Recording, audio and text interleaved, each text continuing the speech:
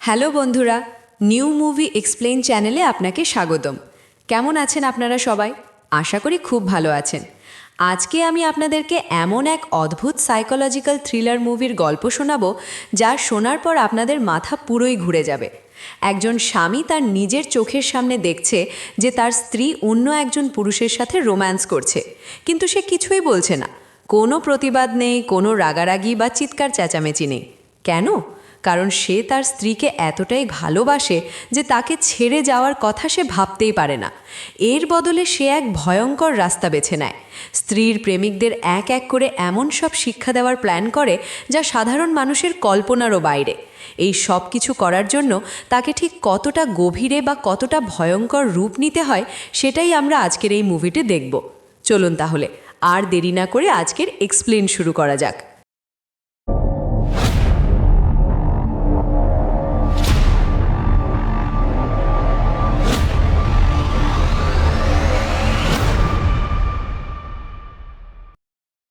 গল্পের শুরুতেই আমরা আমাদের মুভির প্রধান চরিত্র ভিককে দেখতে পাই।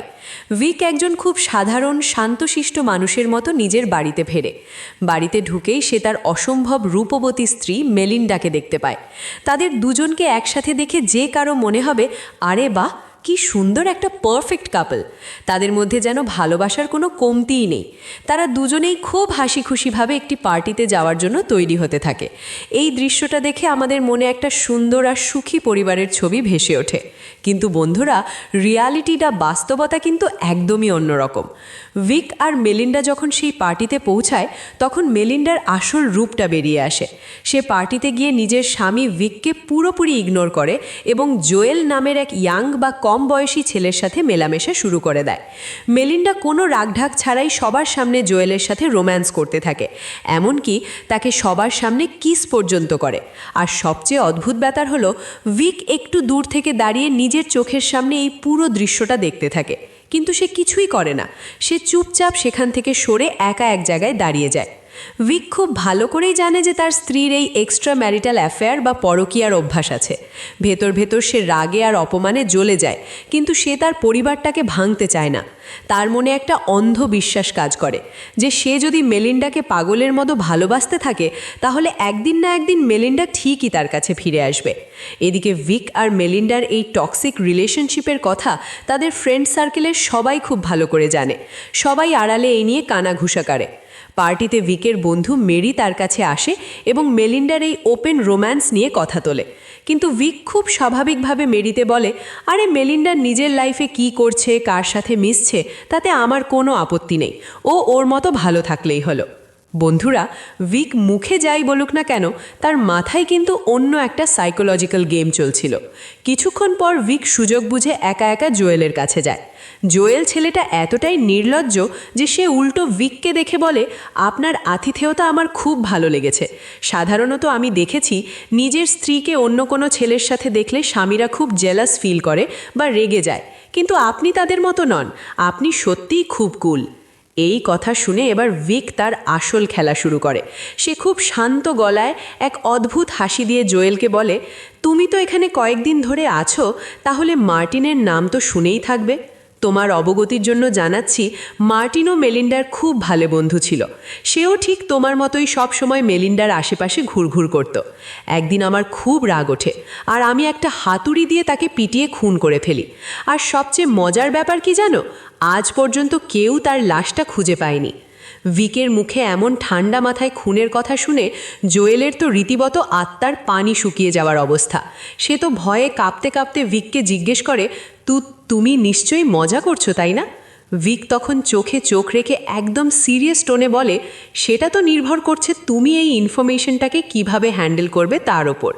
এই কথা শোনার পর জোয়েলের আর সেখানে এক মুহূর্ত দাঁড়ানোর সাহস হয় না। সে ভয়ে প্রায় দৌড়াতে দৌড়াতে পার্টি থেকে বেরিয়ে যেতে থাকে।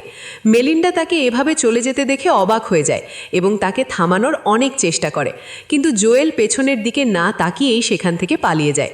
মেলিন্ডা বুঝতে পারে যে ভিক নিশ্চয়ই জোয়েলকে এমন কিছু বলেছে যার কারণে সে এতটা ভয় পেয়েছে। মেলিন্ডার সাথে সাথে ভিককে এসে জেরা করতে শুরু করে, কিন্তু ভিক খুব ইনোসেন্ট মুখ করে মিথ্যে বলে দেয় যে সে জোয়েলকে এমন কিছুই বলেনি যার কারণে তার মুড খারাপ হতে পারে। কিন্তু বন্ধুরা, জোয়েল এতটাই ভয় পেয়ে গিয়েছিল যে সেই খুনের হুমকির কথাটা সবাইকে বলে দেয়। পরের দিন ভিকের সব বন্ধুরা এই ব্যাপারটা নিয়ে তাকে বারবার জিজ্ঞাসাবাদ করতে শুরু করে। মজার ব্যাপার হলো, ভিক তার বন্ধুদের কাছে খুব সহজেই পুরো ব্যাপারটা একটা মজা বা জোক বলে চালিয়ে দেয়, আর সবাই তার কথা বিশ্বাসও করে নেয়। কারণ সবাই জানে যে মেলিন্ডার অন্য ছেলেদের সাথে মেশার অভ্যাস আছে। তাই ভিক হয়তো বিরক্ত হয়ে মেলিন্ডাকে তার থেকে দূরে রাখার জন্যই জোয়েলকে ভয় দেখাতে এই কথাটা বলেছিল। কিন্তু এই বিষয়টা মেলিন্ডার কানে গেলে সেই রাগে ফেটে পড়ে, কারণ মার্টিন সত্যি সত্যিই একসময় নিখোঁজ হয়ে গিয়েছিল। মেলিন্ডা আগে মার্টিনকে অনেক পছন্দ করত এবং তার নিখোঁজ হওয়ার ব্যাপারটা নিয়ে সে এখনও ভেতরে ভেতরে অনেক কষ্ট পায়। ভিক ইচ্ছাকৃতভাবে সবাইকে তার থেকে দূরে সরিয়ে দিচ্ছে, এটা বুঝতে পেরে মেলিন্ডা ভিকের ওপর খুব রেগে যায়। ভিককে একটা শিক্ষা দেওয়ার জন্য এবং জোয়েলের কাছে ক্ষমা চাওয়ার জন্য মেলিন্ডা জোয়েলকে আবার তাদের বাড়িতে ডিনারে ইনভাইট করে। ডিনারের দিন সবাই যখন বসে খাচ্ছিল, মেলিন্ডা ইচ্ছা করেই ভিককে কোনো একটা বাহানা দিয়ে সেখান থেকে সরিয়ে দেয়, কারণ সে জোয়েলের সাথে একা কিছু কোয়ালিটি টাইম কাটাতে চাইছিল। কিন্তু ভিক মেলিন্ডার এই চালাকি খুব ভালো করেই বুঝতে পারে, তাই সেও কিছুক্ষণ পর অন্য একটা বাহানা দিয়ে আবার সেই রুমে ফিরে আসে এবং তাদের দুজনের মাঝে বাধা হয়ে দাঁড়ায়। ভিককে আসতে দেখে মেলিন্ডা বিরক্ত হয়ে সেখান থেকে চলে যায়। এখন সেই ঘরে শুধু ভিক আর জোয়েল একা। জোয়েলের তো এমনিতেই ভিককে দেখে ভয় লাগছিল। জোয়েল একটু সাহস জুগিয়ে ভিককে বলে, তুমি যে সেদিন আমাকে ভয় দেখানোর জন্য মার্টিনকে খুন করার কথা বলেছিলে, তোমার কি মনে হয় না এর জন্য তোমার আমার কাছে ক্ষমা চাওয়া উচিত? এই কথা শুনে ভিকের এক্সপ্রেশন পুরো পাল্টে যায়। সে অত্যন্ত সিরিয়াস গলায় বলে, তুমি কি ভেবেছো আমি মজা করছিলাম? একদম না, আমি সত্যি মার্টিনকে একটা হাতুড়ি দিয়ে পিটিয়ে পিটিয়ে খুন করেছি। ভিক এত কনফিডেন্স আর এমন ভয়ঙ্কর চোখের চাহনি নিয়ে কথাটা বলে যে জোয়েল আর এক সেকেন্ডও সেখানে দাঁড়ায় না। সে রীতিমতো নিজের জীবন বাঁচাতে সেখান থেকে চিরতরে পালিয়ে যায়। বন্ধুরা, গল্পের এই পর্যায়ে এসে আমরা দর্শকেরাও আসলে কনফিউজড হয়ে যাই। ভিক কি আসলেই একটা সাইকোপ্যাথ কিলার যে সত্যিই মার্টিনকে খুন করেছে, নাকি সে তার বউয়ের প্রেমিকদের দূরে রাখার জন্য জাস্ট একটা সাইকোলজিক্যাল মাইন্ড গেম খেলছে? একদিকে সে বন্ধুদের বলছে এটা জাস্ট একটা মজা, অন্যদিকে সে জোয়েলকে একা পেয়ে এমনভাবে ভয় দেখাচ্ছে যে মনে হচ্ছে সেই আসল খুনি। জোয়েল তো ভয় পালিয়ে গেল, কিন্তু এরপর কি হলো? আমরা দেখি ভিক তার ছোট মেয়েকে নিয়ে একটা পার্টিতে যায়। সেখানে মেলিন্ডা এবং তার বন্ধুরাও উপস্থিত ছিল। এই পার্টিতেই ভিকের সাথে পরিচয় হয় ডন নামের একজন রাইটার বা লেখকের। ডনের সাথে ভিকের বেশ কিছুক্ষণ কথা হয় এবং তারা পার্সোনাল বিষয় নিয়ে আলোচনা করতে থাকে। কথার এক পর্যায়ে ডন ভিককে জিজ্ঞেস করে, আচ্ছা তুমি আসলে কাজ কি করো? ভিক খুব সাধারণ একটা মানুষের মতো উত্তর দেয়, আমি এখন রিটায়ার্ড, আমার তেমন কোনো কাজ নেই, এখন আমি শুধু সাইকেল চালাই আর সময় কাটাই। ঠিক তখনই সেখানে মেলিন্ডা এসে হাজির হয় এবং ভিকের এই রিটায়ারমেন্টের কথার আসল সত্যিটা ডনকে জানায়। মেলিন্ডা বলে যে ভিক আসলে কোনো সাধারণ মানুষ নয়, সে একজন জিনিয়াস ইঞ্জিনিয়ার। সে এমন এক বিশেষ ধরনের মাইক্রোচিপ তৈরি করেছিল যা মিলিটারিরা তাদের ড্রোন সিস্টেমে ব্যবহার করে টার্গেটকে একদম নিখুঁতভাবে হিট করার জন্য। এই একটা কাজের জন্যই ভিক এত এত টাকার মালিক হয়েছে যে তাকে আর জীবনে কোনো কাজই করতে হবে না। এই পার্টিতে উপস্থিত অনেকেই এই কথাটা প্রথমবার জানতে পারে এবং অবাক হয়ে যায়। বন্ধুরা, একটু ভেবে দেখুন তো, এত বড় একজন জিনিয়াস, এত টাকা, এত বুদ্ধি, অথচ তার নিজের জীবনে একটুও শান্তি নেই। সে তার স্ত্রীকে পাগলের মতো ভালোবাসে, কিন্তু তার স্ত্রী তার চোখের সামনেই অন্য ছেলেদের সাথে ঘুরে বেড়ায়। কি অদ্ভুত এক জীবন, তাই না? এরপর গল্প কয়েকদিন সামনের দিকে এগিয়ে যায়। একদিন হঠাৎ করে ভিকের কাছে ব্যাংক থেকে একটা ফোন কল আসে। ব্যাংক থেকে তাকে জানানো হয় যে মেলিন্ডা সম্প্রতি অন্য একটা নতুন অ্যাকাউন্টে বেশ কিছু টাকা ট্রান্সফার করেছে। ভিক একটু সন্দেহ করে এবং খোঁজ নিয়ে জানতে পারে এই টাকাটা আসলে মেলিন্ডা পিয়ানো ক্লাসের জন্য পেমেন্ট করেছে। ভিকের আর বুঝতে বাকি থাকে না যে মেলিন্ডা নিশ্চয়ই জোয়েল চলে যাওয়ার পর আবার কোনো নতুন ছেলেকে ফাঁসিয়েছে। ভিক চুপি চুপি খোঁজ নিতে শুরু করে এবং জানতে পারে মেলিন্ডার এই নতুন প্রেমিকের নাম হলো চার্লি।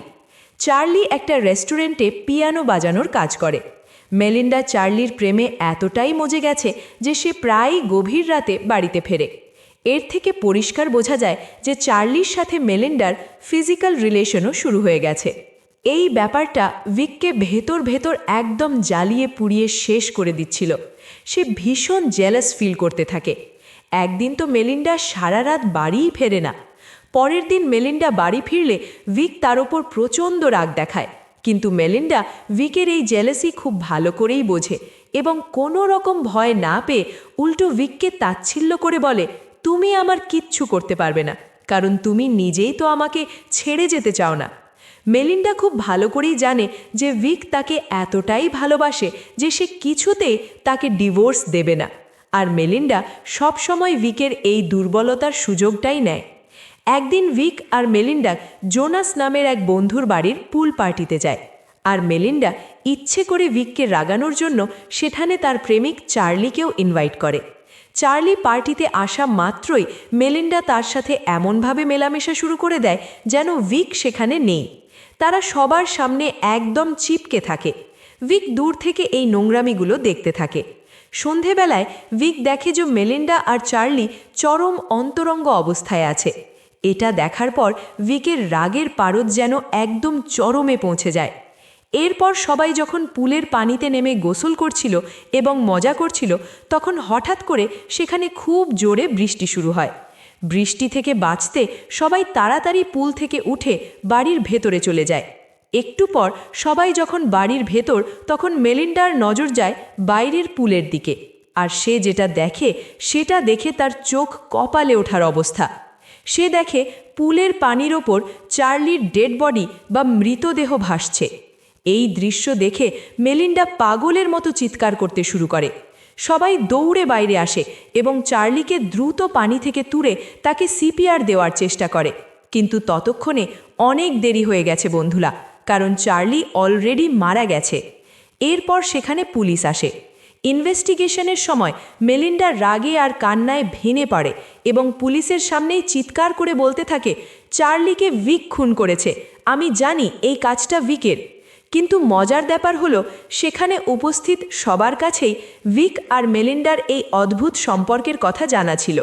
তাই সবাই পুলিশকে জানায় যে ভিক আর মেলিন্ডার সম্পর্ক ভালো যাচ্ছে না বলে মেলিন্ডা হয়তো রাগের মাথায় ভিককে দোষারোপ করছে। আর সবচেয়ে বড় কথা হলো, যখন বৃষ্টি এসেছিল তখন ভিক তো সবার সাথেই বাড়ির ভেতরে ঢুকে গিয়েছিল। তাহলে সে চার্লিকে খুন করবে কিভাবে? ভিকের বিরুদ্ধে কোনো প্রমাণ বা সাক্ষী না থাকায় পুলিশ ভিককে কিছুক্ষণ জিজ্ঞাসাবাদ করে ছেড়ে দেয়। কিন্তু এই ঘটনার পর মেলিন্ডা ভিকের থেকে আরও দূরে সরে যায়।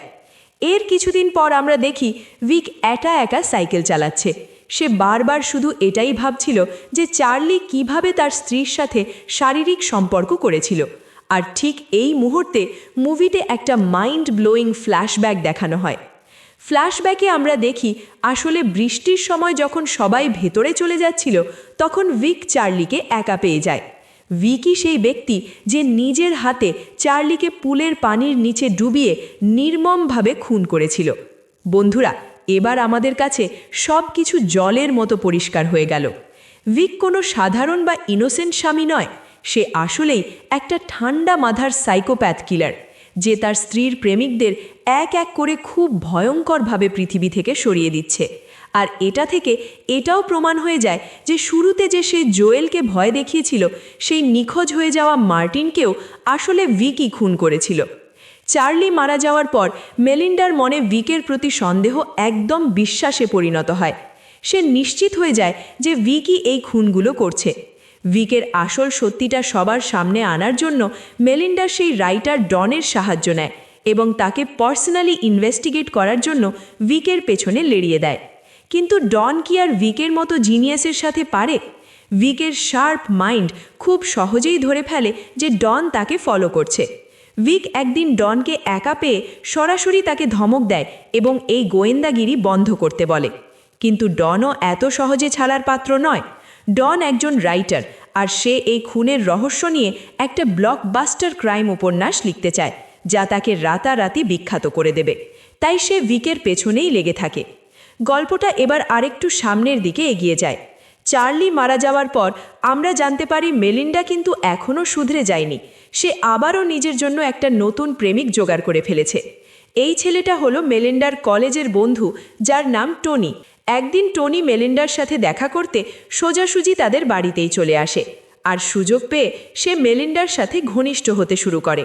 কিন্তু তারা জানতো না যে ভিক দূর থেকে লুকিয়ে লুকিয়ে তাদের এই রোম্যান্স দেখছিল। হঠাৎ করে মেলিন্ডার নজর যায় ভিকের দিকে এবং সে বুঝতে পারে ভিক তাদের দেখছে। কিন্তু তারপরেও মেলিন্ডার কোনো বিকার নেই। সে যেন ভিককে ইচ্ছে করে এই অপোজিশনে ফেলতে চায়। ভিক এবার মনে মনে ভাবে, অনেক হয়েছে, বাকি সবার মতো এটাকেও এবার রাস্তা থেকে সরাতে হবে। সে টনিকে চিরতরে পৃথিবী থেকে সরিয়ে দেওয়ার জন্য একটা মাস্টার প্ল্যান করে ফেলে। পরের দিন ভিক নিজের গাড়ি নিয়ে টনিকে ফলো করতে শুরু করে। সুযোগ বুঝে রাস্তা ফাঁকা পেয়ে ভিক তার গাড়িটা টনির সামনে নিয়ে গিয়ে দাঁড় করায়। ভিক একদম ইনোসেন্ট একটা হাসি দিয়ে টনিকে বলে, আরে টনি, তুমি এখানে কেন? মেলিন্ডা তো তোমাকে কতক্ষণ ধরে খুঁজছে, সে তোমার সাথে ইমার্জেন্সি কিছু কথা বলতে চায়। টনি তো মেলিন্ডার নাম শুনে একেবারে গলে যায়। সে ভিকের এই চালাকি একটুও বুঝতে না পেরে খুশি মনে ভিকের গাড়িতে উঠে বসে। ভিক গাড়ি ড্রাইভ করতে করতে তাকে এমন একটা গভীর জঙ্গলের মাঝখানে নিয়ে যায় যেখানে ধারে কাছে কোনো মানুষজন নেই। গাড়ি থেকে নামার পর টনি একটু অবাক হয়ে ভিককে জিজ্ঞেস করে, আরে আমরা এখানে কি করছি? মেলিন্ডা কোথায়? টনির এই প্রশ্নের কোনো জবাব না দিয়ে ভিক নিচ থেকে একটা বিশাল বড় পাথর হাতে তুলে নেয় এবং সজোরে টনির মাথার পেছনে আঘাত করে। সাথে সাথে টনি মাটিতে লুটিয়ে পড়ে। ভিক টনির ডেড বডিটা চেক করে নিশ্চিত হয় যে সে মরে গেছে। এরপর সে টনির বডির সাথে ভারী পাথর বেঁধে তাকে পাশের নদীতে ফেলে দেয়, যাতে ডেড বডি পানির নিচে তলিয়ে যায় এবং কেউ কোনো দিন তার লাশ খুঁজে না পায়। বন্ধুরা, পরের দিন মুভিতে এমন একটা দৃশ্য দেখানো হয় যা দেখে আপনাদের রীতিমতো ভয় লাগতে শুরু করবে। পরের দিন আমরা দেখি মেলিন্ডা তার বন্ধুদের সাথে একটা পিকনিকে যাওয়ার জন্য রেডি হচ্ছে। এমন সময় ভিক বাড়িতে ফেরে। যাওয়ার সময় মেলিন্ডা খুব ক্যাজুয়ালি ভিককে জিজ্ঞেস করে, তুমি কি আমাদের সাথে পিকনিকে যাবে? মেলিন্ডা হয়তো ভেবেছিল ভিক না করে দেবে, কিন্তু ভিক সাথে সাথে রাজি হয়ে যায়। ভিক জিজ্ঞেস করে, তোমরা পিকনিকে কোথায় যাচ্ছ? মেলিন্ডা জানায় যে তারা জর্জ নামের একটা জঙ্গলের দিকের লোকেশনে যাচ্ছে। এই নামটা শোনার পর ভিকের তো আত্মার পানি শুকিয়ে যাওয়ার অবস্থা, কারণ বন্ধুরা, এই জর্জ নামের জায়গাতেই তো ভিক টনিকে মেরে নদীর পানিতে ডুবিয়ে রেখে এসেছে। ভিকের মনে প্রচণ্ড ভয় কাজ করতে থাকে যে মেলিন্ডা যদি ঘুরতে ঘুরতে ওই ডেড বডি পর্যন্ত পৌঁছে যায় তাহলে তো তার সব খেল খতম। পিকনিকের জায়গায় গিয়ে ভিক দেখে মেলিন্ডা একা একা জঙ্গলের ভেতর দিয়ে নদীর দিকে হেঁটে যাচ্ছে। ভিক তার পোষা কুকুরটাকে নিয়ে তাড়াতাড়ি মেলিন্ডার পিছু পিছু যায়। সেখানে গিয়ে মেলিন্ডা হঠাৎ খুব ইমোশনাল হয়ে ভিককে জিজ্ঞেস করে, আচ্ছা ভিক, সবাই তো আমাকে ছেড়ে চলে যাচ্ছে, তারপরেও তুমি আমার সাথে থাকতে চাও কেন? তুমি কেন আমাকে ডিভোর্স দিচ্ছ না? এই কথার জবাবে ভিক খুব রোম্যান্টিক একটা এক্সপ্রেশন দিয়ে বলে, আমি জানি না কেন, আমি শুধু তোমার সাথে থাকতে চাই। ভিকের মুখে এই কথাটা শুনে মেলিন্ডার রীতিমতো ইমপ্রেস হয়ে যায়। তার মনে ভিকের জন্য পুরনো ফিলিং আবার জেগে ওঠে এবং তারা একে অপরের খুব কাছাকাছি চলে আসে। ঠিক তখনই ঘটে সেই ভয়ঙ্কর ঘটনা। তাদের রোম্যান্টিক মুহূর্তের মাঝেই ভিকের কুকুরটা নদীর দিকে তাকিয়ে খুব জোরে জোরে ডাকতে শুরু করে। ভিক কুকুরের আওয়াজ শুনে সেদিকে তাকাতেই দেখে টনির ডেড বডিটা পানির নিচকিকে ভেসে একদম উপরে উঠে এসেছে। যে কোনো সময় যে কেউ সেটা দেখে ফেলতে পারে। ভিক বুঝতে পারে এখানে আর এক মুহূর্তও থাকা যাবে না। সে তাড়াতাড়ি একটা মিথ্যা বাহানা দিয়ে মেলিন্ডা আর তার মেয়েকে নিয়ে তড়িঘড়ি করে সেখান থেকে বাড়ির উদ্দেশ্যে রওনা দেয়। কিন্তু এই তাড়াহুড়োর মাঝে মেলিন্ডা তার স্কার্ফটা জঙ্গলে ফেলে আসে। মেলিন্ডা যখন স্কার্ফটা আনতে আবার ফিরে যেতে চায় তখন ভিক তাকে থামিয়ে বলে, তুমি চিন্তা করো না, আমি কাল সকালে এসে তোমার স্কার্ফ নিয়ে আসব। কিন্তু আসল সত্যিটা হলো ভিক সেখানে আবার যেতে চাচ্ছে টনির বডিটাকে পুনরায় লুকিয়ে ফেলার জন্য। পরের দিন সকালে ভিক সাইকেল চালিয়ে আবার সেই ক্রাইম সিনে ফিরে আসে। সে টনির বডিটাকে আবার পানিতে ডোবানোর চেষ্টা করতে থাকে।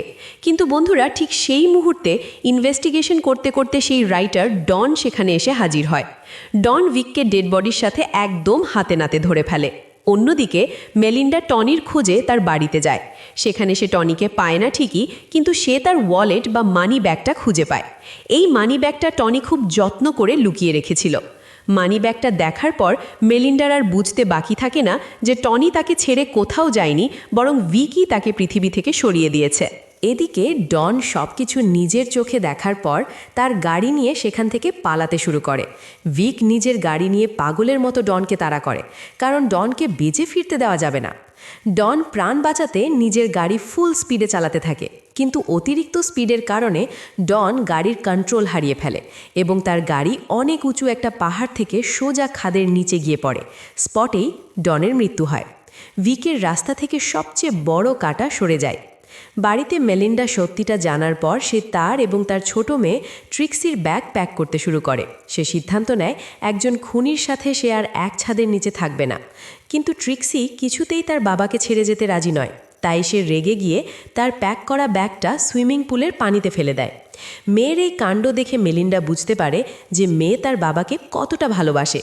এই ভালোবাসাকে সে কোনোভাবেই অস্বীকার করতে পারবে না। তাই মেলিন্ডা সব কিছু জেনেও নিজের মনকে বোঝায় এবং ভিকের সাথে মানিয়ে নেওয়ার বা কম্প্রোমাইজ করার সিদ্ধান্ত নেয়। সে টনির সেই ওয়ালেটটা আগুনে পুড়িয়ে ফেলে, যাতে ভিকের বিরুদ্ধে আর কোনো প্রমাণ না থাকে। ভাবা যায়, একটা মেয়ে নিজের স্বামীকে বাঁচানোর জন্য তার খুন হওয়া প্রেমিকের প্রমাণ নিজ হাতে পুড়িয়ে দিচ্ছে। মুভির একদম শেষে আমরা দেখি ভিক সাইকেল চালিয়ে বাড়িতে ফিরে আসে। সে দেখে মেলিন্ডা সিঁড়িতে খুব চুপচাপ বসে আছে। ভিক তাকে দেখে জিজ্ঞেস করে, কি হয়েছে, তুমি এভাবে বসে আছো কেন?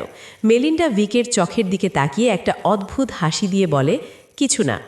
আর বন্ধুরা, ঠিক এই ডায়ালগটার মাধ্যমেই মুভিটি এখানে শেষ হয়ে যায়। তো বন্ধুরা, এই ছিল মুভির পুরো কাহিনী।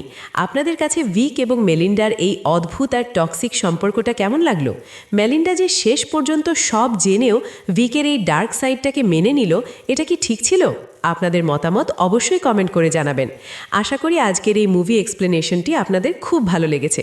যদি ভালো লেগে থাকে তবে অবশ্যই লাইক দেবেন, শেয়ার করবেন এবং নিউ মুভি এক্সপ্লেনকে সাপোর্ট করবেন। দেখা হবে পরের কোনো মুভির এক্সপ্লেনেশনে। ততক্ষণের জন্য সবাই ভালো থাকবেন, সুস্থ থাকবেন। Take care.